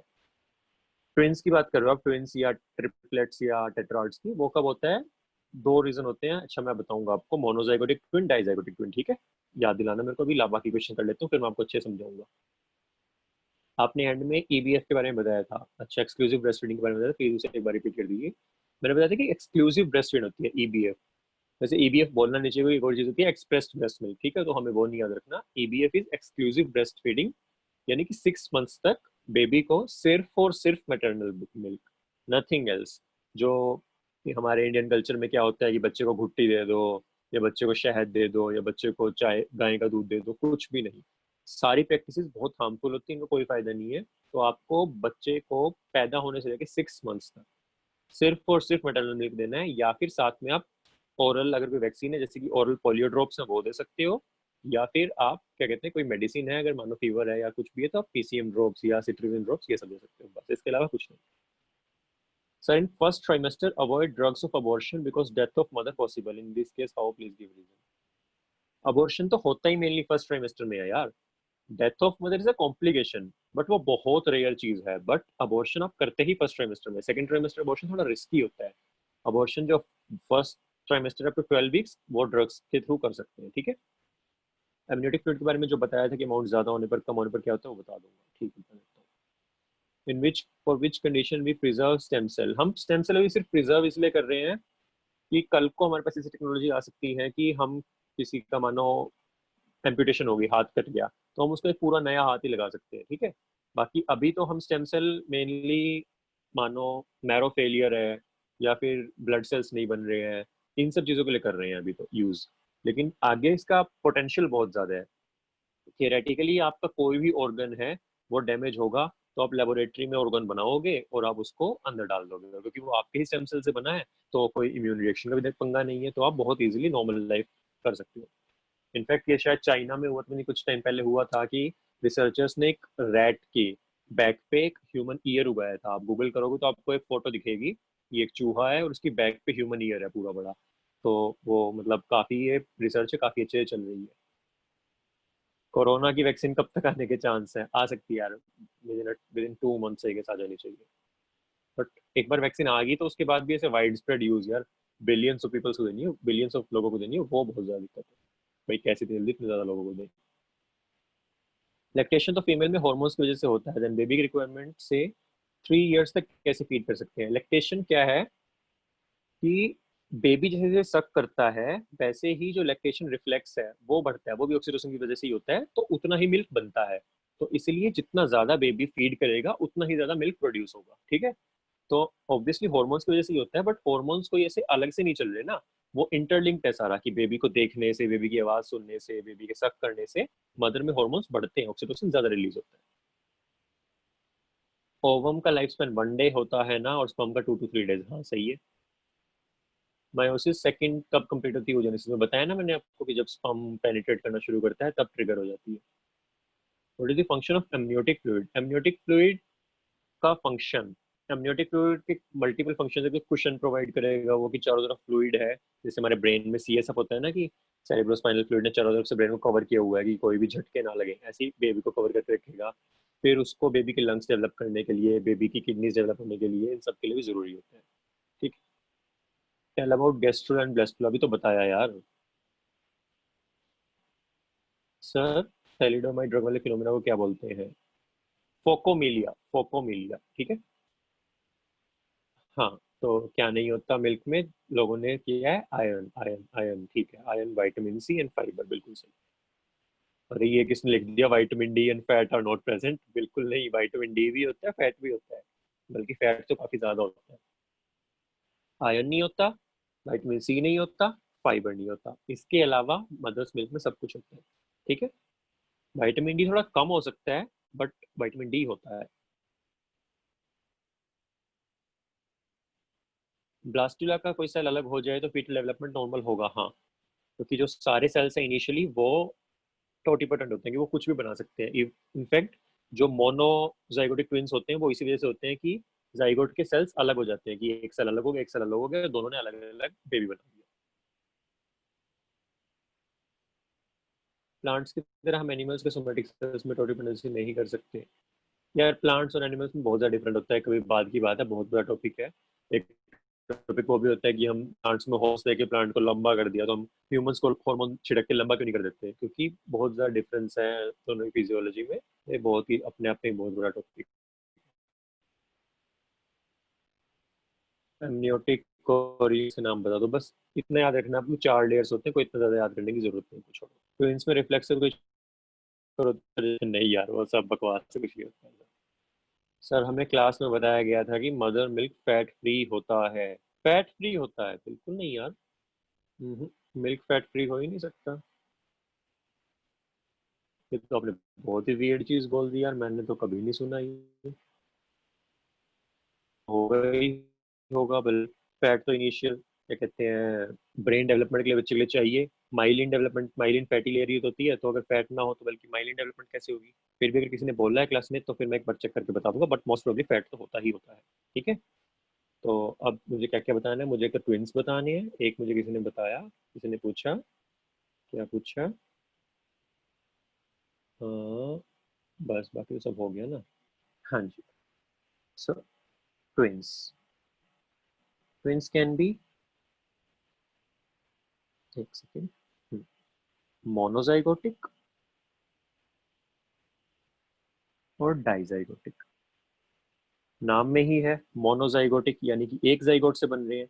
तो बेसिकली एक जाइगोट हुआ, यानी कि एक ओवम था और एक स्पर्म था जिसने उसको फर्टिलाइज किया, उससे एक जाइगोट बना। ये जाइगोट जब 2 सेल में डिवाइड हो गया, तब कभी कभी क्या हो जाता है कि दोनों सेल आपस में अलग अलग हो जाते हैं ड्यू टू एनी रीजन। तो ये अलग फीटस बना देता है और ये अलग फीटस बना देता है। ठीक है। अब ऑब्वियसली अगर एक ही जाइगोट से हो रहे हैं, यानी कि एक ही स्पर्म और एक ही ओवम से हो रहे हैं, सो दोनों का जेनेटिक मटेरियल बिल्कुल सेम होगा ना, सो एग्जैक्टली सेम होगा। तो इसीलिए जो दोनों ट्विंस होते हैं हमेशा सेम सेक्स के होंगे, या तो दोनों मेल होंगे, दोनों फीमेल होंगे, मॉर्फोलॉजिकली सिमिलर होंगे। ठीक है। इनका जीनोटाइप सेम होगा। जीनोटाइप सेम होने का मतलब क्या है? कि इसका मतलब फायदा क्या है? जैसे कि मैंने उस किडनी वाले चैप्टर में बताया था कि मानो इस ट्विन की एक किडनी फेल हो गई, दोनों किडनी फेल हो गई, तो ये ट्विन इसको किडनी दे सकता है बिल्कुल, क्योंकि दोनों का जीन्स बिल्कुल सेम है। तो इसके लिए एक तरह से वो फ्री में उसकी एक थर्ड किडनी की तरह होगी, उसको कोई इम्यूनो क्या कहते हैं इम्यूनो मॉड्यूलेटर ड्रग देने की जरूरत नहीं पड़ेगी, जिससे उसका इम्यून रिएक्शन कम करना पड़े, क्योंकि उन दोनों का जीनोटाइप बिल्कुल सेम है। तो कोई भी इम्यून मीडिएटेड रिएक्शन नहीं होगा। ठीक है। सो जो आपने क्या कहते हैं मोस्टली ट्विंस देखते हैं जो बिल्कुल सेम शक्ल के दिखते हैं, वो मोस्टली मोनोजाइगोटिक होते हैं। ठीक है। दूसरे होते हैं डाइजाइगोटिक। डाइजाइगोटिक कब होते हैं? When two sperms fertilise two ova, two ovum. ठीक है। ये कब हो सकता है? मोस्टली कई बार साइकिल्स में क्या होता है कि 2 ओवा रिलीज हो सकते हैं। ठीक है। एक ओवा यहाँ रिलीज हो गया, एक यहाँ रिलीज हो गया। और हमने पढ़ा था कि स्पर्म तो मिलियंस में होते हैं, 300 मिलियंस थे शायद, कितने थे मुझे याद नहीं, देखना पड़ेगा। तो उनमें से कोई भी एक स्पर्म ने इसको फर्टिलाइज कर दिया, एक स्पर्म ने इसको फर्टिलाइज कर दिया, तो ये जो बनते हैं वो होते हैं डाइजाइगोटिक ट्विंस, यानी कि दो जाइगोट बने हैं। Di means two and zygotes में दो जाइगोट से बने हैं। ठीक है, तो दे कैन बी डिफरेंट और सेम सेक्स, है ना, दोनों वो हो सकते हैं, दोनों लड़के हो सकते हैं, दोनों लड़की हो सकते हैं, या फिर एक लड़का एक लड़की हो सकते हैं। Morphologically similar as other siblings. ठीक है, सिमिलर एज अदर सिबलिंग्स, कि जितना आपके और आपके सिबलिंग में, आपके और आपके भाई बहन में सिमिलरिटी है, सिर्फ उतनी ही सिमिलरिटी होंगी इनके बीच में, बिल्कुल सेम नहीं दिखेंगे ये। जितने आप अपने भाई बहन से अलग हो उतने ही ये अलग होंगे। ठीक है, और इनका जीनोटाइप अलग हो सकता है, अलग ही होगा। ठीक है, जितना आप अपने भाई बहन का जीन आपके मैच करते हैं उतने ही इनके मैच करेंगे बस। ठीक है, सो ये डिफरेंस है मोनोजाइगोटिक और डाइजाइगोटिक ट्विंस में। कभी कभी ट्रिपलेट्स भी हो जाते हैं। ट्रिपलेट्स में क्या हुआ कि 3 सेल बन गए, 3 सेल अलग अलग हो गए। ठीक है, कभी रेयरली 4 भी हो सकते हैं एक साथ। तो लेकिन मोस्टली ट्विंस हैं जो मोस्टली होते हैं, और ट्विन प्रेगनेंसी भी नॉर्मल प्रेगनेंसी से ज्यादा रिस्कियर होती है। इसमें मैटरनल और फीटल डेथ के चांसेस ज्यादा होते हैं। तो जैसे जैसे ये नंबर बढ़ता जाता है कि ट्विन है या मतलब ट्रिपलेट है या 4 है, वैसे वैसे रिस्क बढ़ता जाएगा। ठीक है, चलो यार, बाकी क्वेश्चन बाद में देखेंगे। अब नेक्स्ट चैप्टर हम शुरू कर लेते हैं जल्दी, काफी टाइम हो गया। Next chapter reproductive health. पूरा तो नहीं हो पाएगा आज, जितना होता है उतना करते हैं। चलिए, रिप्रोडक्टिव हेल्थ। सो रिप्रोडक्टिव हेल्थ क्या है? Total wellbeing in all aspects of reproduction, that is physical, emotional, behavioural and social. WHO की स्टेटमेंट है ये, डब्ल्यूएचओ की डेफिनेशन है ये, कि हर एक एस्पेक्ट में रिप्रोडक्शन के टोटल वेलबींग होनी चाहिए, तब हम बोलते हैं कि रिप्रोडक्टिवली हेल्दी है कोई सोसाइटी या कोई इंडिविजुअल। ठीक है, अब हम बात करते हैं कि स्ट्रेटेजीज क्या हैं और प्रॉब्लम्स क्या हैं। यार इंडिया है दुनिया की, मतलब अमंग्स की फर्स्ट कंट्रीज थी जिन्होंने क्या कहते हैं एक्शन प्लान्स और प्रोग्राम को इनिशिएट किया था नेशनल लेवल पे। मतलब एज सून एज 1951, यानी कि 1947, यानी कि इंडिपेंडेंस के विद इन 4 इयर्स इंडिया ने नेशनल प्रोग्राम लगा दिया था। बट स्टिल इंडिया की पॉपुलेशन इतनी ह्यूजली हमारी बहुत ज्यादा एकदम स्काई रॉकेट की, कि 350 मिलियन थे आजादी के टाइम, और अब अराउंड 1.4 बिलियन है। तो यानी कि हमने लगा तो दिया था बड़ी जल्दी, बट ये इम्प्लीमेंट नहीं हो पाएगा बहुत अच्छे से। ठीक है, बट स्टिल इंडिया, हम खुश होते हैं इस बात को लेके कि हमने बहुत जल्दी शुरू कर दिया था, मतलब कि हमने फैमिली प्लानिंग 1951 में ही लगा दी। अब इसको हमने अगले डेकेड्स में, मतलब डेकेड होता है 10 ईयर्स, आपको पता ही होगा, हमने इसको वो करना शुरू किया कि एसेस किया और इम्प्रूव किया। तो फिर हम इसमें चाइल्ड को भी ले आए, कि सिर्फ रिप्रोडक्टिव हेल्थ नहीं, चाइल्ड हेल्थ केयर को भी ले आए। अभी एनसीईआरटी में तो यही है भाई, आरसीएच ही है, बट लेटेस्ट हम आरसीएच को भी चेंज कर चुके हैं। ठीक है, जो लेटेस्ट है वो RMNCH+A। इसमें क्या क्या होता है? Reproductive, maternal, neonatal, child health plus adolescents. ठीक है, सो ये लेटेस्ट है, आपको याद करने की जरूरत नहीं है। एनसीईआरटी में आरसीएच है तो बस आरसीएच याद करो आप, reproductive and child health care programmes. ठीक है, सो प्रॉब्लम्स क्या है रिप्रोडक्टिव हेल्थ रिलेटेड? प्रेगनेंसी है, डिलीवरी है, एसटीडीज हैं यानी कि सेक्सुअली ट्रांसमिटेड डिजीजेज, अबॉर्शंस हैं, कॉन्ट्रासेप्शन है, मेंस्ट्रुअल प्रॉब्लम है या इनफर्टिलिटी है, they all are reproduction related problems. ठीक है, अब एक चीज मैंने एमनियोसेंटेसिस इतने अलग से क्यों बता लिखा हुआ है यहाँ पे, क्योंकि एमनियोसेंटेसिस, कई लोगों को लगता है कि एमनियोसेंटेसिस टोटली बैन है। नहीं, एमनियोसेंटेसिस पहले है क्या, हमें ये सीखना पड़ेगा, समझना है, और फिर हम देखेंगे कि बैन क्या चीज है। एमनियोसेंटेसिस कुछ नहीं है। हम क्या करेंगे, जो एमनियोटिक फ्लूइड था जिसने फीटस को चारों तरफ से डेवलप सराउंड किया हुआ है, उसमें फीटल सेल्स घूम रहे होते हैं। मतलब कुछ फीटल सेल्स होते हैं जो फीटस से निकल के सेल में फ्लूइड में आ जाते हैं। तो हम एक निडल डालते हैं, हम थोड़ा सा फ्लूइड एस्पिरेट करते हैं, और उस फ्लूइड में हम देखते हैं कि फीटल सेल आया है या नहीं, फिर हम उस फीटल सेल की एनालिसिस करते हैं। तो हमें उसमें क्या दिख सकता है कि मान लो अगर फीटल सेल में हमें दिख गया कि जो 21 क्रोमोसोम है उसकी ट्राइसोमी है, यानी कि बेबी को डाउन सिंड्रोम हो सकता है, या ऐसे बहुत सारे क्रोमोसोमल सिंड्रोम हो सकते हैं जो हम यहाँ से पता लगा सकते हैं। ठीक है, इस चीज को हम फेटस का सेक्स देखने के लिए भी बता सकते हैं कि मेल है या फीमेल है। तो इस चीज पे बैन लगा हुआ है। ठीक है, वो भी इंडिया में लगा हुआ है। So it has been banned for sex determination to legally check. ठीक है? It has been banned for sex determination to legally check amniocentesis in female feticide. ठीक, तो एमनियोसेंटेसिस बैन नहीं है, एमनियोसेंटेसिस तो अब भी चलता है, क्योंकि हमें अगर हमें एक मानो कंफ्यूजन है कि हमें यूएसजी पर लग रहा है कि बेबी में हमें कुछ चेंजेस ऐसे लग रहे हैं जो हो सकता है कि कोई एबनॉर्मेलिटी है, तब हम एमनियोसेंटेसिस कर सकते हैं, but amniocentesis for sex determination वो बैंड है।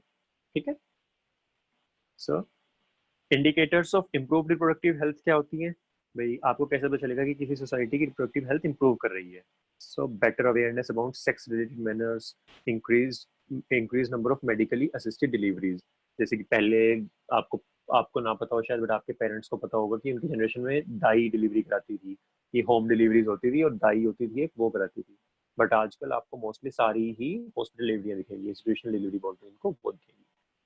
ठीक है, फिर अगर बेटर पोस्टनेटल केयर हो रही है, यानी कि डिलीवरी के बाद जो केयर है वो अच्छी हो रही है, जो मैटरनल मोर्टेलिटी रेट है, मैटरनल मोर्टेलिटी रेशियो है वो कम हो रहा है, या फिर हमारा जो इन्फेंट मोर्टेलिटी रेट है वो कम हो रहा है, और increase number of couples with small families है, यानी कि भाई 1 और 2 चिल्ड्रन पर फैमिली है, and better detection and cure of STD हो रहा है, या overall increase medical facility of all sex related problem हो रहा है, तो इसका मतलब है कि जो हमारी सोसाइटी है उसकी रिप्रोडक्टिव हेल्थ इंप्रूव कर रही है। ठीक है, और इसका बिल्कुल उल्टा होगा अगर हमें चलना ना पता है कि जो हमारी हेल्थ है वो डिक्रीज तो गिर रही है, तो अगर एमएमआर बढ़ जाए या आईएमआर बढ़ जाए। ये एमएमआर आईएमआर होता क्या है बता देता हूँ आपको इजीली। आईएमआर क्या होता है कि पर 1000 लाइव बर्थ कितने बच्चे हैं जिनकी इन्फेंसी में डेथ हो गई। ठीक है, सो इन्फेंसी क्या होती है? Up to 1 year of age. So up to 1 year of age per 1000 live birth कितने बच्चों की डेथ हो गई है, that is IMR. Currently India का आई गेस, याद नहीं मेरे को, आई गेस 33 या 32 पर 1000 है। ठीक, केरला का बेस्ट है ये, कुछ 7 या 8 है, सिंगल डिजिट है, मतलब यूएस के कंपेरेबल है ये। ठीक है, और एमएमआर ऐसे ही होता है, एमएमआर होता है maternal mortality rate, maternal mortality ratio, कि कितनी मदर्स हैं जिनकी ड्यूरिंग डिलीवरी, डिलीवरी से जस्ट पहले, डिलीवरी के आफ्टर डेथ हो रही है as compare to total life birth. ठीक है, बस आपको इतना याद रखना है, ज्यादा याद करने की जरूरत नहीं है आपको। चलो, अब बात आती है population stabilisation and birth control की।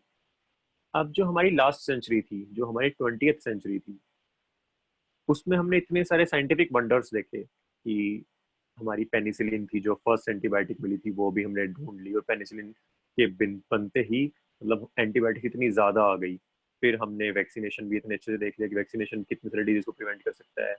फिर हमने बाकी मतलब ओवरऑल हमने इतनी ज्यादा इंप्रूव किया कि जो लाइफ क्वालिटी थी और जो क्या कहते हैं हमारी एवरेज लाइफ स्पैन है वो ड्रास्टिकली बढ़ गया। तो इसका फायदा तो हुआ कि भाई जो लव्ड एंड डियर वंस थे वो जिंदा रहे, वो मतलब जल्दी नहीं मर रहे हैं, उनकी लाइफ क्वालिटी बढ़ रही है।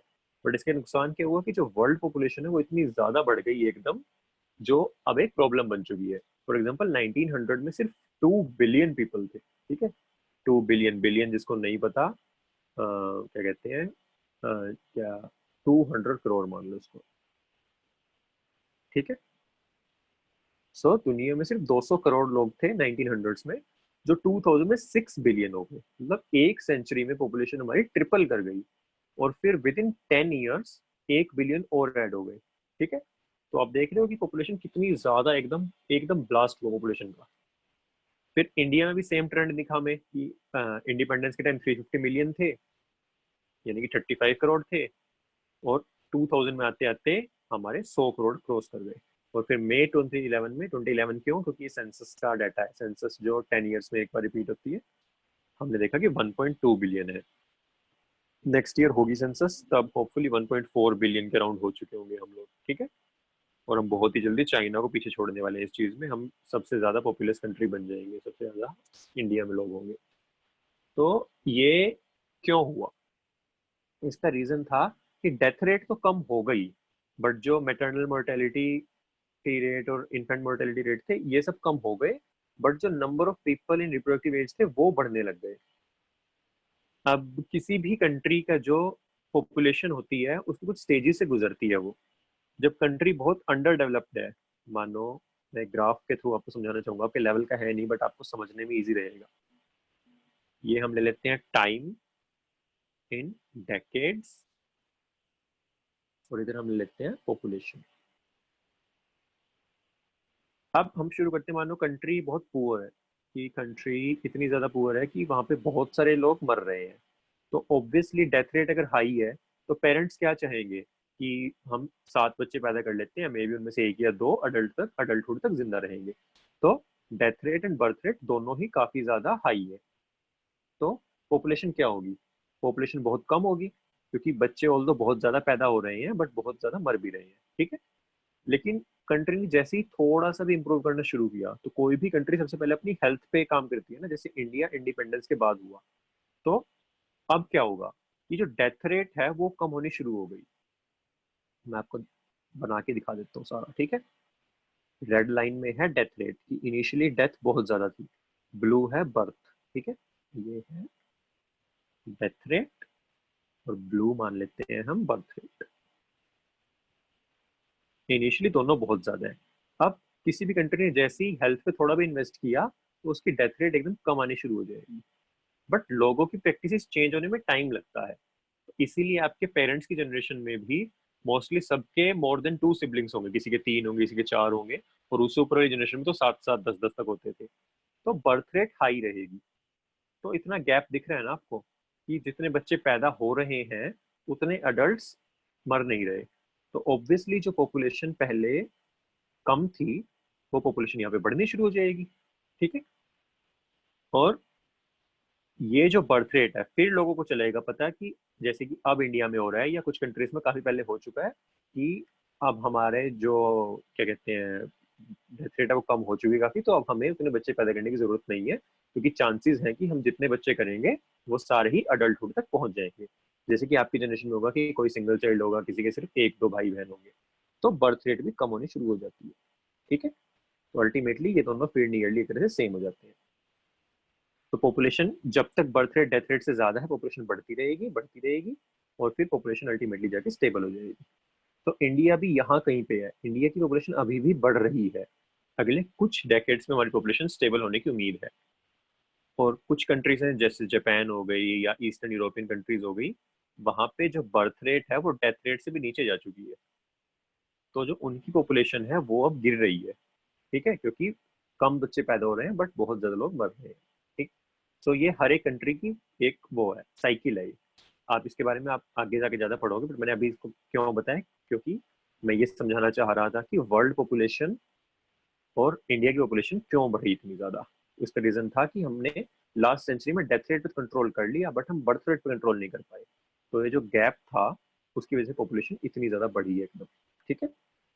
चलिए, so according to the 2011 census report, India की पॉपुलेशन ग्रोथ रेट कितनी है?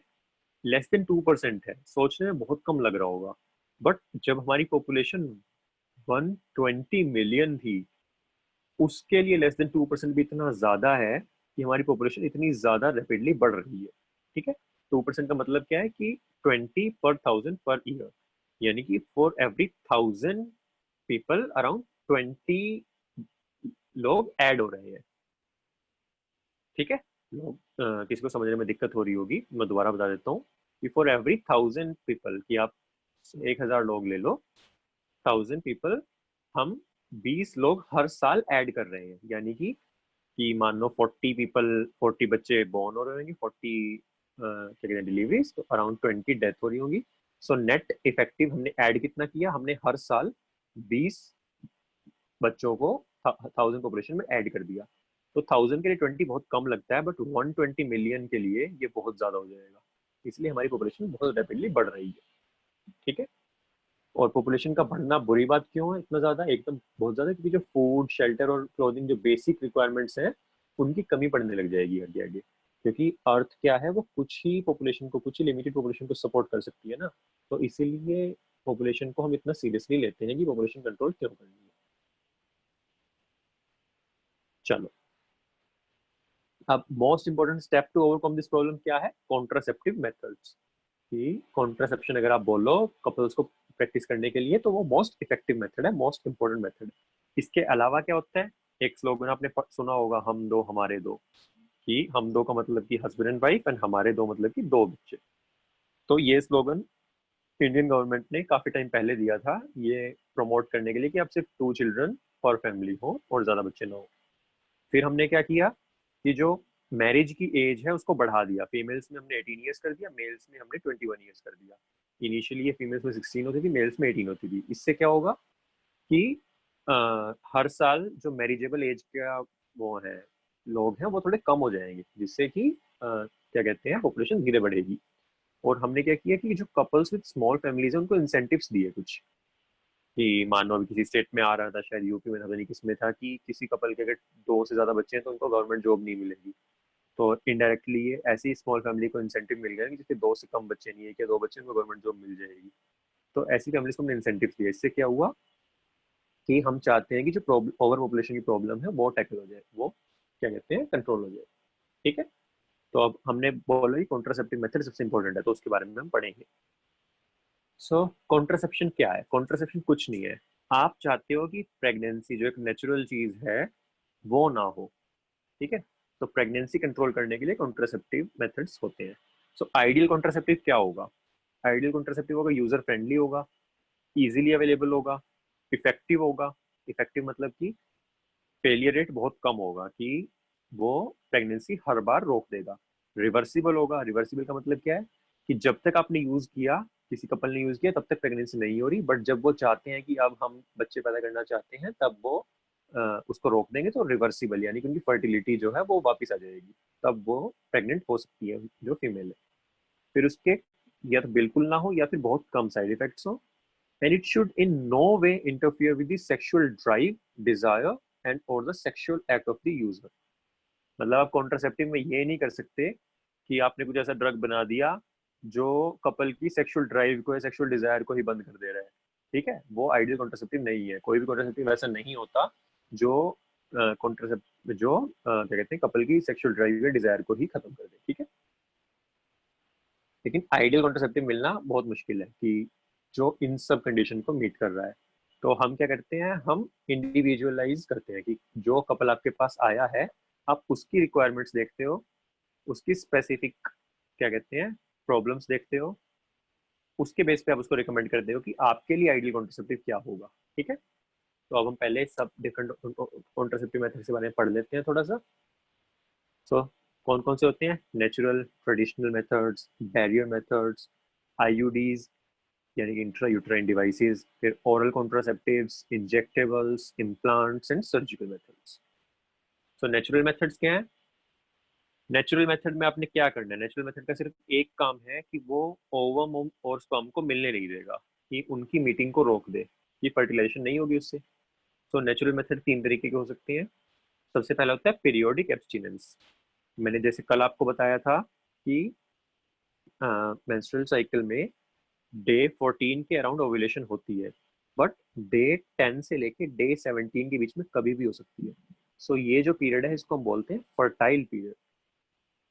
तो अगर कपल इस टाइम पे कोइटस से या सेक्सुअल एनकाउंटर को वो करे, अवॉइड करे, तो इस टाइम पे फर्टाइल पीरियड पे अगर सेक्सुअल वो नहीं हो रहा, क्या कहते हैं कोइटस नहीं हो रहा, तो मतलब कि वो कंसेप्शन से बच सकते हैं, वो प्रेगनेंसी से बच सकते हैं। बट ये किसके लिए सबसे अच्छा रहेगा? जिस फीमेल की रेगुलर साइकिल है, फीमेल विद रेगुलर साइकिल, कि किसी फीमेल की जो मेंस्ट्रुएशन है वो हर 28 डेज पे हो रही है, तो उसको पता है कि उसकी ओव्यूलेशन डे 10 से डे 17 के बीच में ही होने वाली है। बट कई फीमेल्स होंगी, किसी की साइकिल 24 डे की होगी और अगली साइकिल 38 डे की होगी, कभी 30 डे की होगी।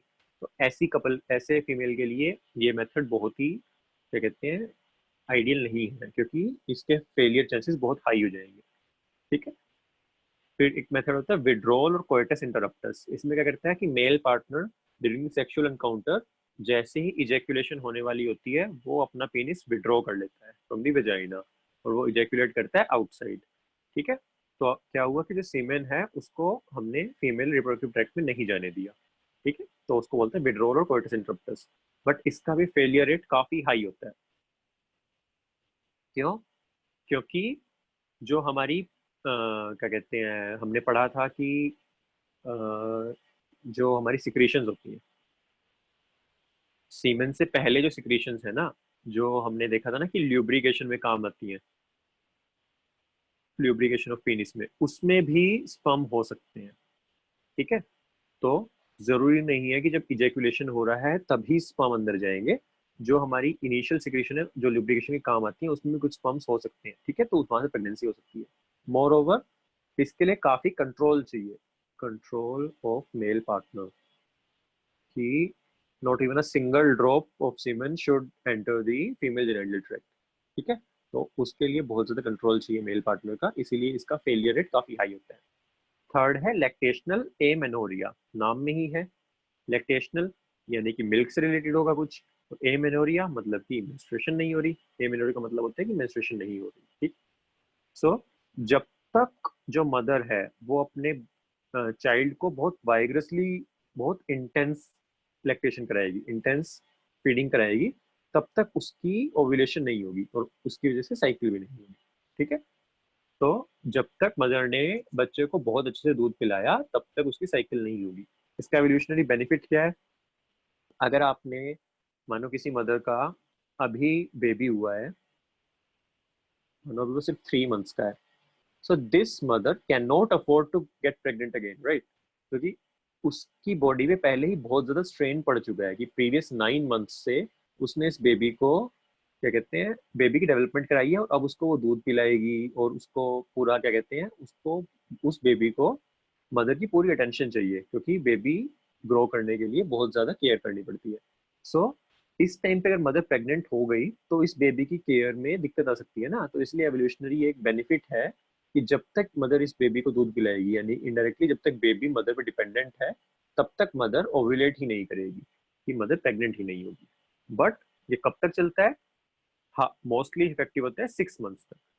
ठीक है, 6 मंथ्स तक इफेक्टिव रहेगा, उसके बाद ये धीरे धीरे कम होना शुरू हो जाता है, उसके बाद ओव्यूलेशन हो सकती है। सो ऑब्वियसली हम इसमें कोई भी मेडिसिन या कोई भी डिवाइस नहीं दे रहे हैं, तो इनके साइड इफेक्ट्स तो बहुत कम होंगे, तो the side effects are almost nil, but the chances of failure are high. क्यों? क्योंकि ऑब्वियसली इतना कुछ मैंने बता दिया। सबसे पहले में क्या था कि आपको डेट ही कंफर्म नहीं है कि ओव्यूलेशन कब हुई। सेकंड में क्या हुआ कि या तो जो उसकी, क्या कहते हैं, ल्यूब्रिकेशन वाली सिक्रेशन थी उसमें स्पर्म चला गया, या फिर उसका कंट्रोल उतना अच्छा नहीं था मेल पार्टनर का, और अ सिंगल ड्रॉप या drop of two of semen can go into the female genital tract. और लैक्टेशनल एमेनोरिया में क्या है कि अप टू 6 मंथ्स तो चलो इफेक्टिव है, बट उसके बाद 7 8 9 मंथ्स या 1 ईयर पे the female can get pregnant, क्योंकि ओव्यूलेशन दोबारा स्टार्ट हो सकती है। ठीक है, हाँ, चलिए बैरियर मेथड्स और कर लेते हैं, बाकी कल कर लेंगे। सो बैरियर मेथड्स भी क्या करेंगे, नाम ही है बैरियर, तो ये बैरियर है between the ovum and the sperm, physical barrier. ठीक है, physical barrier between the sperm and the ovum. ठीक, so ovum and sperm are prevented from physically meeting with the help of barriers. They are available for both males and females. Most common example क्या है? Condoms. ठीक है, condoms क्या होते हैं? They are the barriers made of thin rubber or latex sheath that are used to cover the penis in the male or vagina and cervix in the female. So male condoms भी होते हैं और female condoms भी होते हैं। ठीक है, mail condom penis को कवर करेंगे और फीमेल कॉन्डम वजाइना या सर्विस को कवर करेंगे। तो ऑब्वियसली जो सीमेन है वो फीमेल रिप्रोडक्टिव ट्रैक्ट में नहीं जाएगा, तो प्रेगनेंसी नहीं होगी। तो कुछ पॉइंट्स लिखे हुए एनसीईआरटी में कि निरोध इज अ पॉपुलर ब्रांड, निरोध गवर्नमेंट हॉस्पिटल्स में मिलता है, तो इसलिए एनसीईआरटी में लिखा है इसके बारे में। फिर अब एक इसका एडिशनल बेनिफिट क्या होता है कि जो हमारे सेक्सुअली ट्रांसमिटेड इन्फेक्शन है और एचआईवी है जिसमें से मेन, उसको भी प्रिवेंट करता है। इसीलिए the use of condom has increase in recent years. आपको जैसे पता होगा कि 1980s में आया था एचआईवी।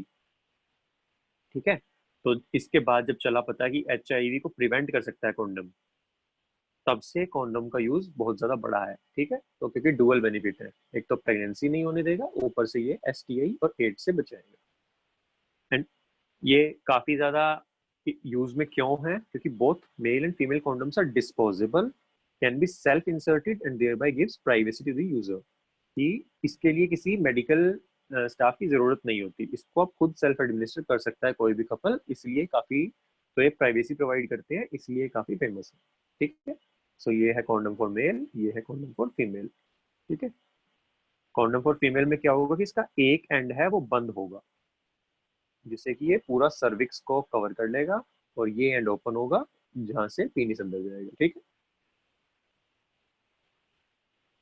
बाकी और क्या क्या होते हैं, डायफ्राम होते हैं, सर्वाइकल कैप होती हैं, वॉल्ट्स होते हैं, जो अदर बैरियर्स हैं which are inserted into the female reproductive tract to cover the cervix. So diagram इसमें नहीं है, कोई बात नहीं, उधर दिखा दूंगा। So it prevents conception by blocking the entry of sperms. They are reusable. Condoms क्या थे, डिस्पोजेबल थे, कॉन्डम रीयूज नहीं करते, बट इनको रीयूज कर सकते हैं। एंड स्पर्मिसाइडल क्रीम्स और jellies and foams can be used to increase the contraceptive efficiency. Spermicidal cream अगर आप इस पर लगा दोगे, तो अगर एक दो स्पर्म जो साइड से निकल सकते थे वो भी नहीं जाएंगे, क्योंकि स्पर्मिसाइडल है। But this should not be applied to condoms, क्योंकि कॉन्डम्स क्या है, बहुत थिन लेटेक्स से रबर के बने होते हैं, तो उनके बर्स्ट होने के, उनके टीयर होने के चांसेस होते हैं, इसलिए मना होता है कि उनके ऊपर कोई भी आप आर्टिफिशियल लुब्रिकेशन या कुछ मत लगाइए। तो इनकी एफिशिएंसी या इनका फेलियर रेट, बैरियर मेथड का फेलियर रेट नेचुरल से कम होता है, but still failure rate is high, comparatively काफी हाई होता है। क्यों? क्योंकि इनको यूज करना, एक तो इनका प्रॉपर यूज होना चाहिए कि साइज एंड फिट बिल्कुल ठीक होना चाहिए, और इस मेल को पता होना चाहिए कि बिफोर हिज इरेक्शन सबसाइड्स, उससे पहले ही क्या कहते हैं, कॉन्डम को वापस निकाल लेना है, कि उसको पीनिस कब विड्रॉ कर लेना है, कि इरेक्शन खत्म होने से पहले ही। ठीक है, तो ये यूजर के ऊपर डिपेंड करता है ना। सो अगर इसको करेक्टली यूज ना करें तो इसका फेलियर रेट बढ़ सकता है। ठीक है, इसलिए overall failure rate of barrier method is higher than other methods like OCPs, हम कल पढ़ेंगे, और कॉन्ट्रासेप्टिव पिल्स, या फिर कॉपर टी। इन सबसे थोड़ा ज्यादा क्या होता है, क्योंकि ये यूजर पे डिपेंडेंट है, कि जब तक यूजर इसकी करेक्ट यूज नहीं करेगा तो फेलियर रेट बढ़ सकता है। ठीक है, टाइम काफी हो गया यार, थक गए होंगे आप लोग भी, तो हम बाकी कम कल करेंगे। ठीक है, क्वेश्चंस भी हम कल ही देख लेंगे, कल ये चैप्टर जल्दी खत्म होगा, थोड़ा सी बचा है, तो हम कल देख लेंगे। अभी फोकस नहीं हो पा रहा, प्लीज नेक्स्ट रेगुलर कर दो। हाँ वही बोला मैंने भी यार। चलो ठीक है, मोनोजाइगोटिक ट्विन के फिंगरप्रिंट सेम होंगे? नहीं, अच्छा क्वेश्चन पूछा। फिंगरप्रिंट जेनेटिकली डिटरमाइन नहीं होते, फिंगरप्रिंट दुनिया में सबके अलग होते हैं, चाहे मोनोजाइगोटिक ट्विन हो, तो फिंगरप्रिंट सबके अलग होंगे। ठीक है, चलो बाय यार, कल बात करते हैं, गुड बाय।